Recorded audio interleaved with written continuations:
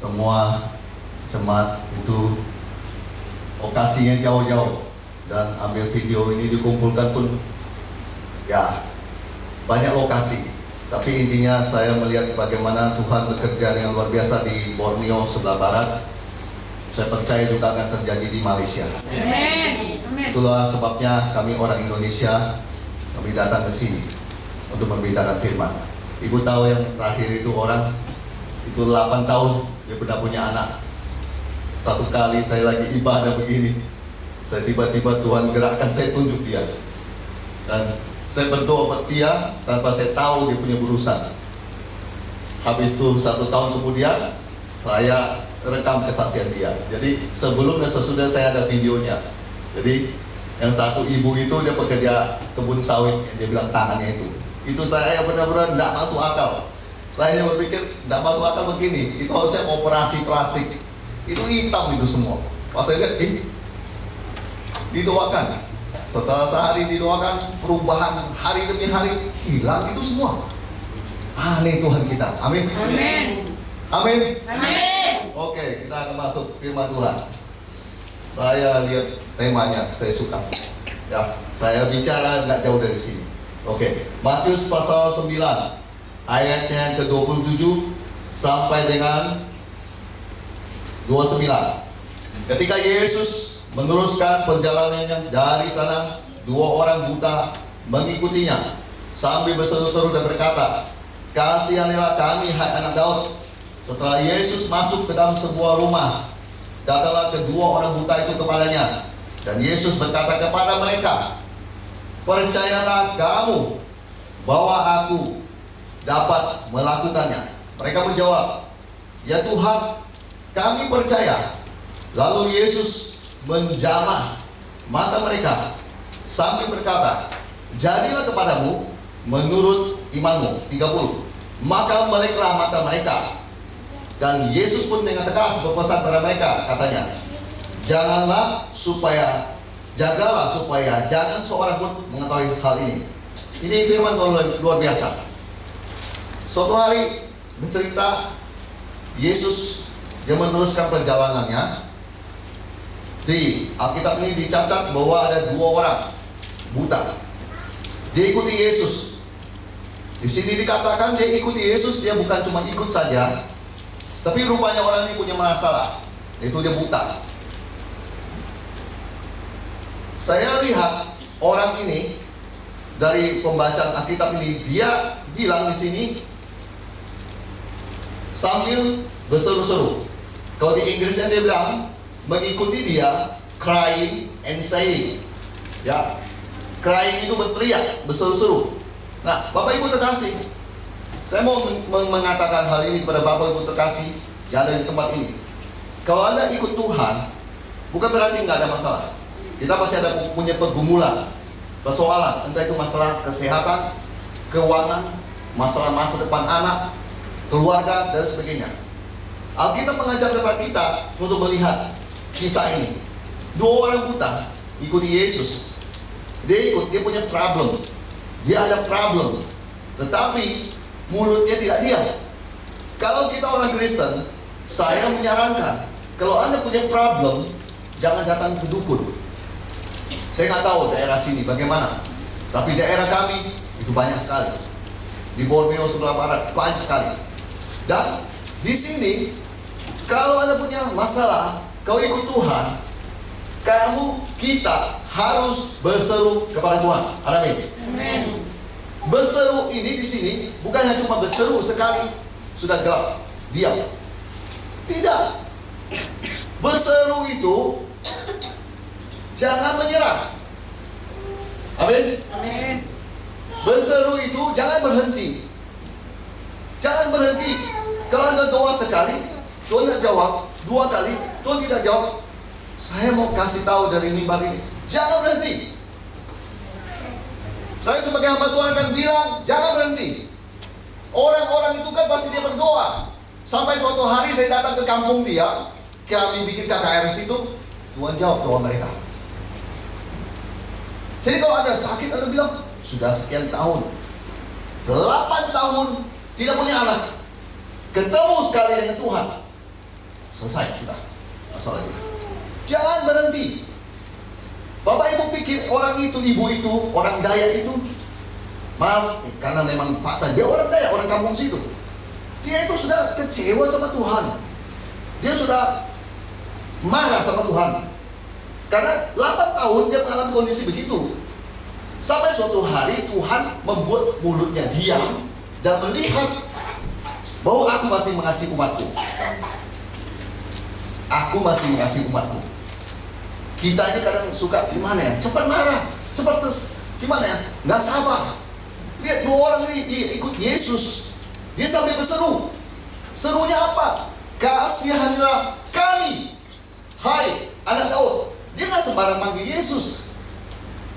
Dia panggil dia Son of David. Panggilan ini buat gelar orang Mesianik. Bagaimana dia memanggil Yesus, itu menunjukkan dia tahu bahwa Yesus bisa menolong dia. Amin. Dan kemudian saya lihat dia kan tadi ngikuti Yesus sambil berseru. Alkitab mencatat. Kemudian di 28 begini. Setelah Yesus masuk ke dalam sebuah rumah. Jadi itu orang sudah ditinggalkan. Kan berseru, tidak dijawab. Saya nggak menemukan di 27 ditulis dijawab langsung oleh Yesus. Tidak. 28 Yesus masuk ke dalam sebuah rumah. Kita lihat 2 orang ini masih dalam posisi berdoa. Saya katakan berdoa. Kalau kita di zaman sekarang saya katakan dia berdoa. Buktinya setelah Yesus masuk ke dalam sebuah rumah, 28, datanglah. Berarti kan dia belum berhenti. Amin. Dia belum berhenti dengan permintaan dia. Ada amin? Datanglah kedua orang itu kepadanya. Niatnya besar kepada Yesus. Setelah itu saya baru lihat Yesus berkata kepada mereka. Nah, ini poinnya. Jangan menyerah. 2 orang ini Yesus tidak pedulikan dia. Dia masuk ke dalam sebuah rumah. Tapi 2 orang ini tidak berhenti dengan permintaan mereka. 2 orang ini tidak berhenti dengan permohonan mereka. Saya ulang kembali. Saya tidak mengerti Bapak Ibu di sini datang dengan pergumulan apa? Dengan sakit penyakit, keuangan, masa depan, anak punya masa depan, kehidupan, keluarga, mungkin ada yang punya sengketa tanah, maksudnya rebut tanah, warisan dan sebagainya. Saya mau kasih tahu, jangan berhenti dengan doamu itu. Oh, saya sudah berdoa Pak, tapi tidak ada hasil. Tetap berdoa. Tetap berdoa, saya katakan. Setelah Anda tetap berdoa, lihat ini. Dan Yesus berkata kepada mereka. Di sini Yesus baru meresponi 2 orang itu punya request, permintaan, permohonan. Pertama-tama Yesus nggak langsung letakkan tangan dan bilang sembuh kamu. Nggak ada. Nggak ada, saya nggak temukan. Saya teliti ini dan saya menemukan kata yang Yesus sampaikan adalah, percayakah kamu bahwa aku dapat melakukannya? Believe ye that I am able to do this. Percayakah kamu bahwa aku dapat melakukannya? Orang 8 tahun mandul, biasanya mindsetnya dia akan bilang, saya mandul selamanya. Orang yang lumpuh duduk di kursi roda, kena stroke, biasanya dia akan bilang, ya udahlah, saya sudah di sini, tidak ada yang bisa menyembuhkan saya lagi. Orang yang biasa dengan sakit alergi, saya alergi seafood, ketemu dengan seafood dia akan bilang, seperti yang sudah susah, kalau saya makan seafood pasti gatal-gatal. Ya udah, itulah hidup saya. Orang yang dalam kondisi ekonomi so kurang, dia akan bilang, Ya beginilah kondisi saya. Tidak ada yang bisa diperbaiki. Ketika kamu berdoa, pertama-tama Yesus cuma mau tahu, kamu percaya nggak? Oh, Yesus bisa mengubahnya. Yesus minta kamu percaya nggak? Firman Tuhan kita sudah tahu. Dia datang untuk memberkati kita. Yohanes pasal 10 ayat 10. Memberkati kita secara berkelimpahan. Dia datang untuk memberikan kita hidup dan mempunyainya dalam segala kelimpahan. Itu menunjukkan tentang masalah finansialmu, keuanganmu. 1 Petrus pasal 2 ayat 24 B dikatakan, oleh bilu-bilunya kamu telah sembuh. Tetapi Anda bilang, Pak, Bapak lihat faktanya. Oh ya, justru itu saya mau berkata. Yesus mau bilang, kalau kamu berdoa, kamu percaya nggak dia bisa melakukannya? Kalau kamu panggil tukang ke rumahmu untuk memperbaiki atapmu yang bocor, kalau kamu nggak percaya dia bisa melakukannya, jangan panggil dia. Benar tukang ya, pastor di sini. Tukang ya, yang naik ke atap itu tukang ya. Saya takut saya salah ngomong. Ya, salah hati nanti. Pokoknya orang yang naik ke atap yang perbaiki itu. Ah, itulah. Kalau Anda nggak yakin, saya akan kasih tahu. Jangan panggil dia. Jangan. Berapa kau panggil dia? Kamu nggak yakin dia bisa melakukannya. Kalau kamu panggil dia, berarti kamu yakin dia bisa memperbaiki problemmu, yaitu atap bocor. Kalau kamu panggil Yesus, jangan cuma di mulut saja kamu percaya. Makanya kamu harus terima mujizat itu. Syarat mendapat mujizat adalah percaya. Nggak percaya nggak dapat. Saya selalu ngomong sama orang-orang yang datang atau kok di kampung-kampung, saya selalu ngomong, kalau kamu nggak percaya jangan maju ke depan. Percuma, saya tumpang-tumpang tangan, nggak ada sembuh. Bukan saya yang menyembuhkan kamu, Yesus yang menyembuhkan kamu. Benar, Yesus yang melakukan itu, bukan saya. Saya cuma tangan, cuma taruh-taruh aja. Yesus yang melakukan itu. Kalau kamu nggak percaya, jangan maju ke depan, percuma.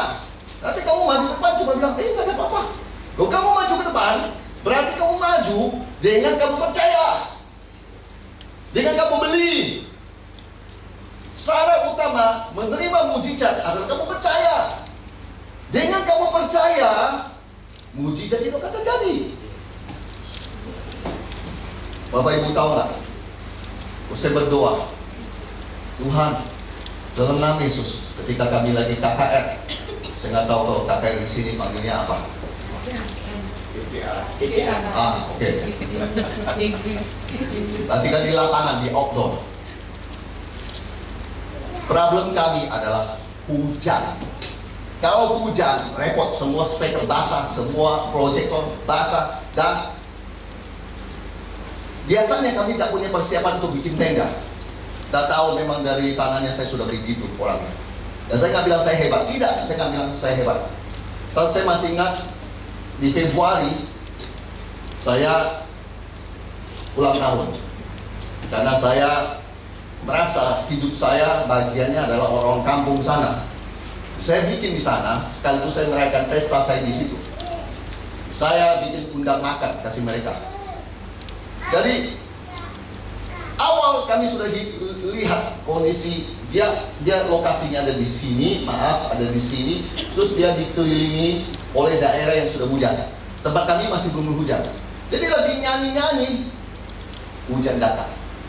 Pertama dia nggak langsung buah langsung gitu, enggak, dia kasih rintik-rintik dulu. Kena ke buku saya sudah lihat. Bapak Ibu, saya mau ngomong dari mimbar ini. Memangnya Bapak Ibu yang tidak akan gentar hatinya, saya juga bisa gentar. Saya lihat, hujan. Kau udah doa jangan hujan. Hujan. Saya lihat, rintiknya tambah banyak. Lalu proyektor habis itu. Saya sudah mau suruh untuk beres itu proyektor, ya kan? Tapi saya tetap dalam kondisi iman saya. Tuhan, ini hari ulang tahun saya, kasih saya hujan, jangan berhujan lagi. Dia berhenti. Kalau manis, Aku minta berhenti karena Yesus. Berhenti? Tidak. Malah tambah kencang lagi rintiknya, jatuhnya air. Lalu saya naik ke panggung. Dari lampu yang disorot itu kan kelihatan rintik-rintiknya. Saya bilang, mari kita semua di sini kita berdoa. Kita mau percaya bahwa Tuhan bisa membuatnya tidak hujan. Faktanya hujan, rintik. Perhatikan baik. Ketika kami berdoa dalam nama Yesus bersama dengan jemaat, umat, hamba Tuhan, pendeta, pastor semua, hujan berhenti sampai selesai. Keluar dari lokasi, semua orang bilang, aneh, tempat kamu nggak hujan. Di lingkaran itu semua hujan. Itu kan sebenarnya bukan masalah apa. Masalah kita berdoa, kita percaya Tuhan menjawab. Amin. Bagian Tuhan menjawab. Tapi Tuhan mau lihat responmu. Saya lihat semua kasus dalam pelayanan kami. Tidak lain, kita punya pergumulan, kita punya doa. Ketika kita naikkan ke Tuhan, Tuhan tidak mau Anda seperti Petrus. Ketika disuruh berjalan di atas air, sudah berjalan. Tetapi matamu, panca inderamu melihat air, air. Wow, ini nggak biasa saya berjalan sini. Mulai ada angin, dan rasa takut. Waktu dia takut, tenggelam. Poinnya itu, waktu dia takut, dia tenggelam. Kalau dia nggak mau takut, dia terus pandang Yesus, dia selamat. Tapi Yesus tetap baik. Dari situ Yesus ajarin Petrus bahwa kamu harus percaya. Bukan kamu bisa melakukannya, tetapi kuasaku yang kulepaskan buat kamu, membuat kamu bisa berjalan di atas air. Amin. Amin. Amin. Kuasa yang Yesus lepaskan dari mana? Mana buktinya, Pak? Ada. Saya kasih bukti. Petrus kan ngomong, Tuhan, jika itu engkau, suruhlah aku datang kepadamu. Lalu Yesus jawab dia apa? Datanglah. Yesus kau kasih itu perkataan, datanglah. Dia datang, selamat, dan tenggelam. Oh, Yesus diam saja, dia datang, tenggelam. Berarti kan ada sebuah permission, izin dari Tuhan, datanglah. Kamu mau jalan di atas air kan? Aku kasih, datanglah. Dia jalan, selamat. Dia berjalan di atas air. Saya melihat semua yang ada urusan di dunia ini, kamu bisa doa sama Tuhan, dan jangan melihat tembok-tembok dan batas kemampuan kamu. Tetapi yang harus kamu lihat adalah kuasa Tuhan. Kuasa Tuhan yang harus kamu lihat dan percaya. Kalau kamu gak percaya, percuma saya bilang. Jangan doa. Berapa kamu doa sesuatu yang kamu tahu, kamu gak percaya? Berapa? Gak ada guna. Itu kamu doa 2 tahun juga gak dapat.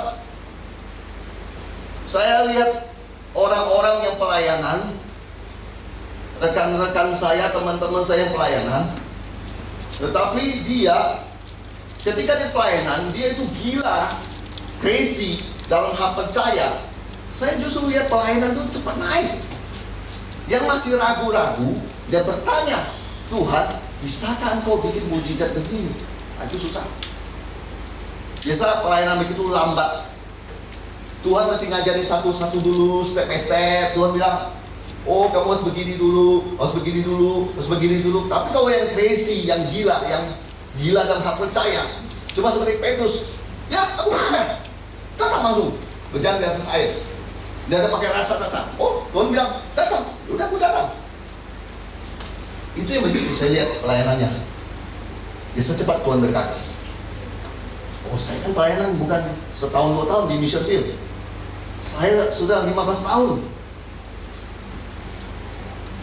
Saya sudah lihat itu semua di gereja-gereja. Saya masukin semua, saya lihat gereja ini, saya lihat gereja ini, saya lihat gereja ini. Kadang-kadang saya tidak mau banyak berkomentar, saya cuma lihat gerejanya, saya diam, saya pulang, saya sharing sama istri saya. Saya suka sharing sama istri saya. Saya bilang, kamu lihat gereja ini, kenapa dia bisa maju? Coba kamu bandingin sama gereja yang satu itu. Bukan menjelekkan gereja, tapi saya membahas buat kami belajar. Bagaimana kami bisa belajar dari mereka? Karena kami kan tahu khotbah di sini, kami khotbah, kami pulang. Tapi kami punya homework, PR, kami itu belajar. Kami lihat. Saya pikir, itu Tuhan ajarkan saya. Kau bilang, kamu lihat itu teman-temanmu itu, yang itu tuh, yang gak gila-gila itu dalam hal percaya. Itu gak pusing. Dia doakan orang sakit, jantung atau apa, dia cuma main tangan dan semuanya. Dalam nama Yesus, gak malu-malu lagi. Orang lihat semua, dia gak malu-malu. Giliran saya, Anda kalau gak percaya, di Toraja, Manado, Pontianak, kampung saya Singkawang, saya orang Singkawang. Lalu di manapun, di Kalimantan Tengah, Palangkaraya, Kalimantan Selatan, dan berbagai tempat Anda kalau ketemukan saya di jalan, saya doakan orang, saya nggak takut-takut. Itu saya sudah banyak belajar. Saya cuma tahu satu hal. Ketika saya lihat orang sakit, dia bilang sembuhkan dia. Ya sudah, saya nggak mau pusing, saya datang ke dia, saya tumpah tangan. Saya bilang, kamu punya sakit? Ya, lalu kita berdoa. Setelah itu, saya cuma tahu satu hal. Saya percaya, habis saya doakan dia, Tuhan yang bekerja, Tuhan sembuhkan dia. Amin. Buktinya ada Pak? Ada lah. Masa nggak ada? Ada. Saya sangat percaya, itu poin satu. Dua, masih ini satu. Setelah Yesus bertanya, percayakah kamu bahwa aku dapat melakukannya? Nah, Yesus kan tadi minta, dia percaya. Saya teruskan lagi, saya belum selesai satu. Mereka menjawab, ya Tuhan, kami percaya. Nah, setelah Yesus lihat feedback, timbal balik dari orang yang minta berdoa itu, waktu dia jawab dengan mulutnya, di situ Yesus baru di 29 mau mendoakan mereka, mau bertindak atas mereka. Mereka bilang apa? Ya Tuhan, kami percaya. Pak, Bu, percayaannya orang kan ditandai dari hati keluar dari mulut dan bilang, aku percaya Tuhan. Kadang-kadang ada orang berkata-kata, hatinya masih bimbang. Sebab itu dia tidak sembuh. Sebab itu doanya tidak Tuhan jawab. Sebenarnya saatnya Tuhan mau dia percaya, dia mengatakannya. Bagaimana sekarang saya mau bilang sama Bapak Ibu terkasih, kalau ada orang sakit alergi, gatal-gatal di tubuh, sakit asma, lalu kita bilang, oleh biru-birunya kamu sembuh. Itu orang harus percaya dengan mulutnya, mengaku dia Tuhan sembuhkan, walaupun faktanya sakit penyakit masih ada di tubuhnya. Oh, dia berbohong Pak. Sebentar, saya mau kasih tahu Bapak Ibu terkasih, dulu saya juga beranggap begitu. Tetapi setelah saya alami firman Tuhan ini, fakta dan kebenaran firman Tuhan memang bertentangan. Yesus bilang, oleh biru-birunya kamu sembuh, tetapi kamu lihat fakta. Oleh sebab itu, Tuhan ingin kamu dengan percayamu dan imanmu kau ubahkan faktamu. Yang nangkap cuma 1, 2 titik yang lain. Saya berharap Anda dapat, karena ini poin penting.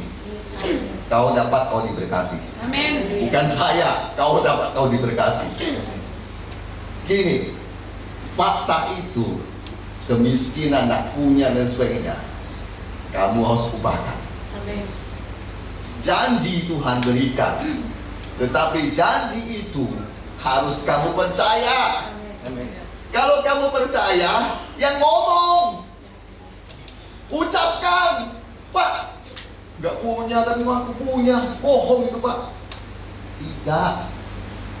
Kamu sedang membacakan kebenaran keluar dari hidupmu untuk ubahkan keadaanmu. Dan saya mau berkata begini Pak Bu. Saya lanjutkan. Di 2. Setelah Yesus lihat respon dari orang ini sudah ngaku dengan mulutnya, oh dia percaya, Yesus baru mau bertindak. Yesus nggak langsung letakkan tangan. Yesus rupanya mau hatinya dulu diubahkan, percaya dulu. Lalu kedua, di bagian itu juga ditandai dengan dia berkata-kata. Jangan heran kalau saya kadang-kadang atau saya tanya ibu percaya nggak? Ibu nggak percaya susah. Saya nggak bisa ngomong ibu. Ibu harus percaya. Yang kedua, Yesus baru menjamah mata mereka. Mereka kan mau minta sembuh, dia buta. Yesus baru menjamah mata mereka sambil berkata, saya suka nih perkataan ini. According to your faith, be it unto you. Jadi saya suka sekali. Saya sangat suka ayat ini. Saya hafal ayat ini, Matius 9 ayat 9. Jadilah kepadamu menurut imanmu. Jadi bukan jadilah kepadamu menurut iman pendetamu. Oh tidak. Jadilah kepadamu menurut iman yang menumpang tangan padamu. Tidak. Yesus bilang, imanmu. Imanmu. Imanmu. Amin. Anak muda jangan suka putus pengharapan. Patah semangat, gagal cuma nggak punya uang terus. Lanjut ke universitas. Salah Anda. Anda harus punya iman. Saya banyak berdoa buat orang di NTT. Orang rata-rata di sana kan kasihan, mau sekolah tapi nggak ada uang. Tapi saya lihat satu persatu Tuhan tolong. Saya lihat banyak di kampung saya di Borneo itu, orang bagus, anak baik, nggak punya uang untuk sekolah, lanjut ke university. Bapaknya bilang, oh lebih baik kamu nggak usah sekolah saja, sudah. Itu kan gampang, itu sangat gampang, Bapak Ibu. Itu nggak usah disuruh, tinggal nggak usah sekolah, udah. Tetapi untuk dia nggak punya uang, tapi dia bisa sampai ke university, butuh iman. Butuh iman. Amin. Butuh dia percaya. Makanya saya bilang anakmu jangan mudah menyerah. Jangan cuma sekolah cuma tamat high school saja. Oh jangan. Sayang. Kalau di Jakarta sekarang high school udah nggak cari kerja sudah susah. Ya, saya mau bilang, according to your faith, be it unto you. Sesuai imanmu. Jadi, saya punya cerita. Boleh kasih saya ayat? Ya. Jadi saya punya cerita. Oh, bukan. Begini. Sorry.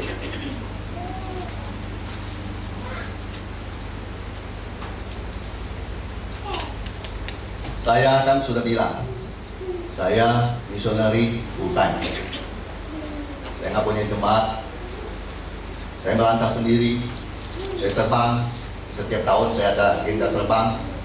Kalau saya sekali mission trip bisa 27 hari, bisa sebulan dan pulang. Dan lokasinya beda-beda. Saya dulu memang bekerja. Sebelum saya berhenti bekerja, saya punya satu harta satu-satunya, mobil. Mobil itu dulu hasil kerja saya. Jadi saya nggak membanggakan itu namanya orang hasil kerja ya masih ada lah. Mobil itu mobil van, ya. Itu sudah kurang lebih saya pakai sekitar hampir 9 tahun. Tidak ada masalah dengan engine-nya, tidak ada masalah. Baik, karena saya sering servis dan saya sayang mobilnya saya, dalam arti saya mau perhatikan, saya maintain. Tapi saya sudah punya problem. Saya merasakan shocknya dia tuh mobil van itu memang beda dengan mobil-mobil sejenis kayak sedan gitu. Ya namanya kita sering pakai mobil, kita bisa merasa shocknya itu beda. Jadi suatu hari saya lagi di pelayanan di Kalimantan Barat, di Borneo sebelah barat. Itu ada 2 kali berturut-turut saya sewa mobil Avanza. Saya sewa mobil Avanza, saya merasakan dia punya bantingan. Dan Avanza yang Veloz itu saya lihat Dia punya bantingannya enak sekali. Kalau lagi ngebut 60, 70, lagi jalan berkelok-kelok begitu, enak sekali bantingannya. Saya membandingkan yang mobil saya merasa gitu. Ternyata saya baru tahu sama ini Tuhan tuh ada maksud. Walaupun saya merasa, kenapa saya mesti sewa mobil Tuhan? Kalau Tuhan kasih lebih baik. Tapi enggak, Tuhan mau ngajari saya sesuatu. Jadi Tuhan kasih saya coba dulu mobil orang lain, duduk di situ untuk membawa saya pada satu imajinasi, sebuah pikiran. Kalau berada mobil itu, sebelum saya memilikinya, saya sudah merasa, saya sudah tahu ini mobil ini kayak gimana, rasanya semuanya. Pulang dari situ, saya dengan iman saya yang suka. Istri saya sih nggak mau peduli soal itu. Yang penting dia hasilnya saja. Istri paling gampang, hasilnya saja. Saya berdoa, benar, saya berdoa. Saya bilang, Tuhan, saya nggak mau mobil ini lagi. Kan nggak salah, 9 tahun sudah lama tuh mobil. Saya rasa saya cukup setia lah. 9 tahun dengan merasa mengeluh. Bapak Ibu tahu, kami di Jakarta pelayanan kayak kalau ke gereja dan sebagainya, hamba Tuhan kadang-kadang mohon maaf, di keluar diikut, dia lihat mana mobilnya? Oh van, van. Saya dalam nama Yesus tidak merasa tersinggung dan tidak merasa direndahkan. Demi nama Yesus saya tidak pernah merasa itu. Tuhan jaga karakter saya. Saya nggak merasa gimana. Saya nggak merasa saya minder. Aduh orang nanti ngomong apa? Masa bodoh? Emang saya minta makan sama kamu? Yang penting saya begitu, santai aja. Yang penting saya baik-baik saja. Lalu di Jakarta saya berdoa, Tuhan saya mau mobil yang baru. Saya mobil sedan. Saya mau mobil yang baru. Ini saya akan jual Tuhan. Nanti saya akan tukar tambah lagi. Paling tidak dapat mobil second tahun sekian, tetapi dia punya kualitas sudah bagus. Saya sudah membeli satu mobil merek Toyota sedan. Suatu hari, kalau nggak salah sekitar hampir setahun kurang lebih, menjawab doa saya. Tetapi dia jawab, dia cuma kasih ada uang 80%, sisa 20% lagi. Saya pikir, mana ya Tuhan? Lalu ada seorang yang saya mentoring, dia bilang gini, Pastor beli saja. Kapan nanti saya tambah sedikit Pastor? Kamu tambah berapa? Tambah segini. Oke. Tapi masih juga kurang. Keluarga saya memberikan saya support. Akhirnya hari ini saya bisa melihat, jadilah kepadamu menurut iman. Amin. Makanya saya bilang, kalau sekali saya pegang setir saya lebih merasa bagaimana saya berlutut berdoa. Kalau isi saya cuma enggak, ya puji Tuhan. Puji Tuhan, praise the Lord. Yang berdoa, yang berimajinasi, yang percaya, yang believe, yang punya iman. Ada orang yang nyetir itu. Jadi saya bukan kalau ditabrak saya sayang, tidak. Saya setiap kali saya pegang setir itu saya akan bilang, ini dari Tuhan. Ini dari Tuhan. Dan ini ada karena saya percaya. Amin. Karena saya percaya bahwa kalau Tuhan bilang, kau mau apa? Kau minta, kau percaya, kau punya iman, kau dapat. Amin. Kamu akan dapat. Tidak peduli apa dan sebagainya. Bapak, tapi kan ada kasih karunia Tuhan. Amin. Saya ada orang sangat percaya kasih karunia. Tapi khotbah saya sekarang, saya sedang berbicara tentang iman. Saya sedang mengajarkan Bapak Ibu untuk Anda punya iman. Punya iman. Kau boleh punya permasalahan apapun, sesulit apapun. Tetapi demi nama Yesus, saya mau berkata di mimbar ini, bahwa kamu bisa mengubah kegagalanmu jadi keberhasilan. Kau bisa mengubah kondisimu yang pas-pasan menjadi diberkati. Yesus mau bertanya sama Anda, kau punya iman? Yesus bilang, according to the faith, be it unto you. Kau punya iman, kau dapat. Pak, sudahlah, hidup itu jangan berlebihan. Ya udah, saya akan jawab Anda juga. Kalau gitu jadilah Anda biasa-biasa saja. Karena orang yang beriman itu bukan orang biasa. Bapak Ibu nggak percaya? Buka Alkitab Anda di Ibrani. Anda akan membaca tentang kisah-kisah Gideon. Gideon siapa? Itu pengecut. Nggak percaya, baca apa yang dia lakukan. Bagaimana Tuhan mengubah orang pendiam, tidak berani, menjadi orang gagah perkasa. Itu iman. Bagaimana Daniel, di situ dikatakan menutup mulut singa. Apa? Iman. Bagaimana Daud lagi mengalahkan pasukan-pasukan orang Filistin dan sebagainya. Apa? Iman. Itu orang bisa iman. Kasih karunia Pak. Iya, saya selalu bilang, iya saya percaya kasih karunia Tuhan. Saya nggak akan mengurangi dan bilang, kalau kita nggak bekerja, kita nggak bersusah apa-apa, tiba-tiba Tuhan kasih bang. Saya sangat percaya. Saya sangat percaya. Bapak Ibu jangan tanya, saya sangat percaya. Dalam hidup saya sangat percaya. Tapi saya mau bilang gini, Bapak Ibu begini. Terakhir, di kota saya, boleh saya minta musik? Dengan baik, mantap. Dari kisah Matius pasal 9 ayat 27 sampai dengan 30 ini, boleh kita dipetik boleh. Dari kisah pasal Matius pasal 9 ayat 27 sampai dengan 30 ini, Bapak Ibu bisa belajar satu hal.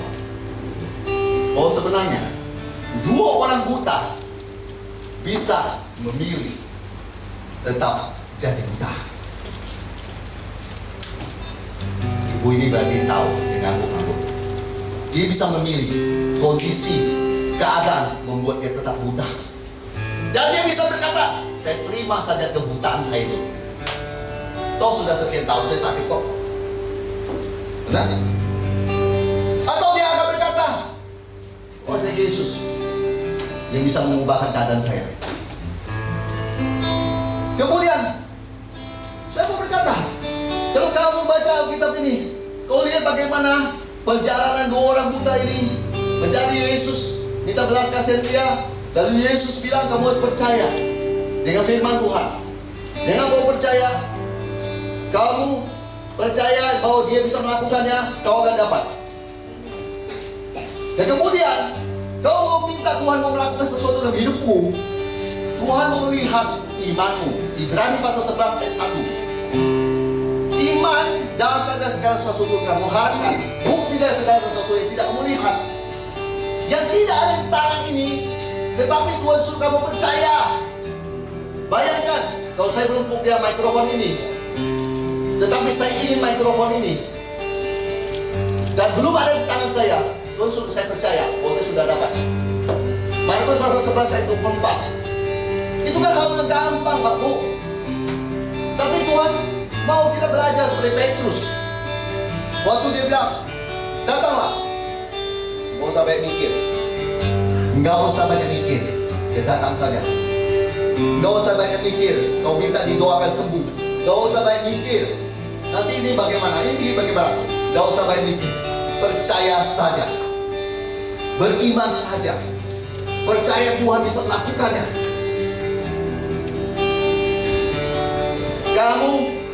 Kita bisa pilih Tuhan sembuhkan penyakit kita. Kita bisa memilih Tuhan memberkati finansial kita. Kita bisa memilih untuk Tuhan ubahkan kondisi keluarga kita yang kurang harmonis. Semua ada proses. Waktu kamu didoakan, kalau belum sekejap langsung terjadi, Tuhan ajarkan kamu tetap percaya. Jangan imanmu goyang. Jangan kepercayaanmu langsung beralih lagi ke tempat lain dan bilang, oh dukun lebih cepat, oh dukun saja. Salah Anda. Justru saya mau bilang, di dalam proses Anda itu membuat imanmu itu kuat, atau kamu kabur. Di dalam pergumulan saya, Bapak Ibu, saya juga manusia. Saya seperti Bapak Ibu terkasih, saya punya pergumulan juga. Di dalam pergumulan saya tidak pernah berhenti untuk saya berdoa sampai mic ini turun di tangan saya.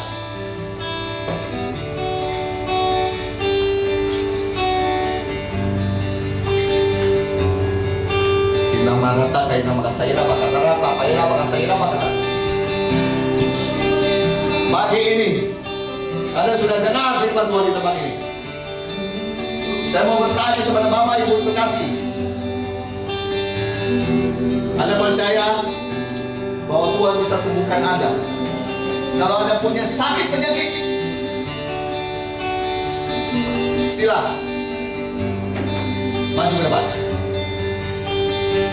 Yang percaya saja, maju ke depan.